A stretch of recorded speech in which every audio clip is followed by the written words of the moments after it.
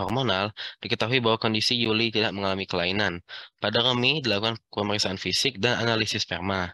Pada hasil pemeriksaan analisis sperma didapatkan hasil analisis sperma yang abnormal. Hasil pemeriksaan klinis terdapat tanda-tanda yang sesuai dengan keadaan varikokal. Dokter mempertimbangkan bahwa varikokal ini bisa berkaitan dengan analisis sperma yang abnormal dan disarankan untuk melakukan tindakan operatif. Bisa next slide. Yang kita mulai dengan anatomi urogenital pria. Next slide. Berikut adalah gambar secara anatomi dari anatomi urogenital pria, yaitu terdapat penis dan juga testis. Bisa next slide. Dan berikut adalah tampak samping dari anatomi urogenital pria yang memiliki posisi di depan. Bisa di next slide. Berikut adalah anatomi dari bagian testis jika dibuka kulit skrotumnya. Bisa terlihat di sini bahwa testis itu memiliki lapisan dari kulit skrotum dan beberapa lapisan lainnya seperti tunika ductus dan beberapa lapisan lainnya. Bisa lanjut next slide.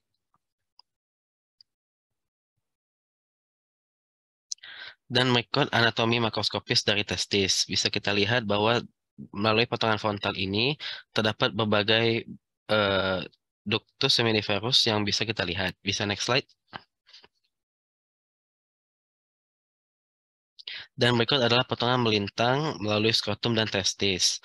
Di sini bisa kita lihat bahwa terdapat berbagai bagian seperti lobuli testis, spektrum skroti, septula testis, dan ductus deferens, dan berbagai bagian lainnya. Bisa next slide. Dan berikut adalah berbagai gambar dari contoh anatomi urogenital pria. Bisa kita lihat di sini bahwa ini adalah contoh penis dan juga testis. Yang bisa next slide. Bisa lanjutkan dengan arteri dan vena dari anatomi urogenital pria. Arteri testis bercabang langsung dari aorta abdomen. Mereka muncul dari permukaan anterolateral arteri masif ekor ke pembuluh darah ginjal pada tingkat dasar vertebra L1 hingga L2. Arteri testis kanan melintasi vena cava inferior anterior dan berjalan secara inferolateral, medial ke vena testis kanan dan bagian proksimal ureter kanan. Pada tubuh Ruas mayor, arteri juga melintasi ureter di bagian anterior dan melanjutkan perjalanan ke arah inferior. Bisa next slide.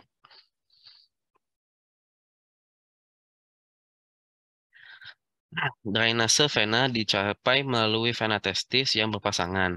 Mereka terbentuk dari plexus pampiniformis di skrotum, jaringan vena yang melilit arteri testis.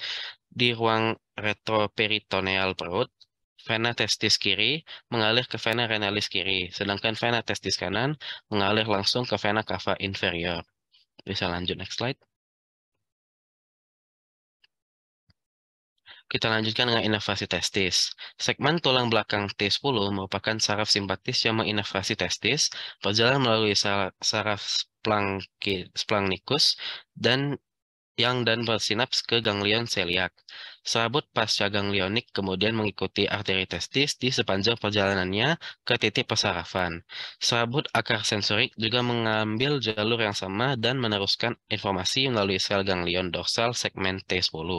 Selanjutnya, cabang genital atau L2 dari saraf genitofemoral yaitu L1 dan L2 dari plexus lumbal memberikan persarafan sensorik ke tunica vaginalis testis. Bisa lanjut next slide. Kita lanjutkan ke varikokal. Bisa diteruskan oleh presentan dari kelas alfa.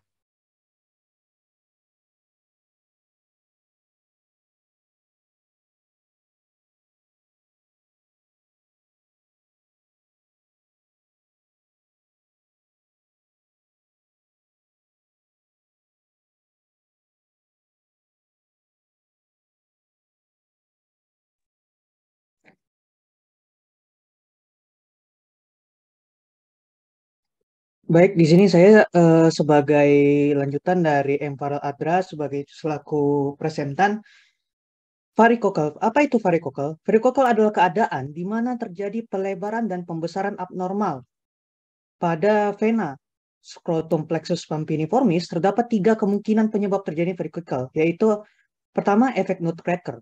Terjadi ketika vena spermatica interna kiri terjebak di antara arteri mesentrika superior dan aorta. Jebakan ini menyebabkan kompresi vena dan obstruksi vena spermatica. Next.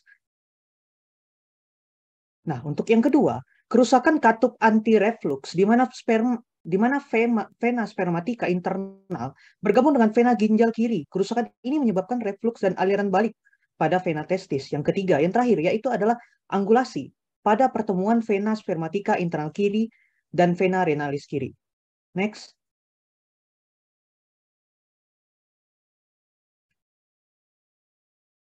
Varikokel merupakan sebuah kondisi, yaitu pembesar pembuluh darah vena pada skrotum atau kantung buah zakar. Pelebaran terjadi karena hambatan aliran darah sehingga darah mengalir kembali ke skrotum. Varikokel mirip dengan penyakit varises di tungkai kaki, yang membedakan hanya lokasinya, yaitu varises ini pembesaran pada pembuluh darah yang terjadi pada vena pampiniformis tersebut. Next. Baik, varikokel ini disebabkan oleh disfungsi katup dari vena testicularis yang menyebabkan tertampungnya darah pada plexus pampiniformis. Kejadian ini cenderung terjadi pada vena testicularis sinistra dikarenakan posisi drainase vena testicularis sinistra yang lebih tinggi, menyebabkan tekanan hidrostatis pada vena tersebut lebih tinggi. Hal ini menyebabkan suatu predisposisi pada vena testicularis sinistra terhadap inkompetensi katupnya. Next. Nah, untuk dampak dari varikokel itu sendiri, yaitu testis berada di luar tubuh untuk mendapat suhu yang lebih rendah sekitar 3 derajat dari suhu tubuh. Suhu yang lebih rendah ini kan untuk biar sperma itu bisa diproduksi dengan bagus, biar enggak abnormal. Skrotum dapat mengendur dan mengencang untuk mengatur suhu di sekitar testis. Vena adalah pembuluh darah yang rendah akan oksigen dan nutrisi. Apabila terjadi pelebaran dan aliran darah tidak lancar, maka dapat peningkatan suhu di skrotum akibat penumpukan darah. Dengan demikian, proses pembentukan sperma terganggu dan terjadi penurunan kualitas sperma dalam hal jumlah, bentuk, pergerakan, maupun fungsi. Pada kondisi yang lanjut, testis yang rusak akan mengecil ukurannya. Begitu yang terjadi pada Romi, yaitu sperma yang abnormal. Next.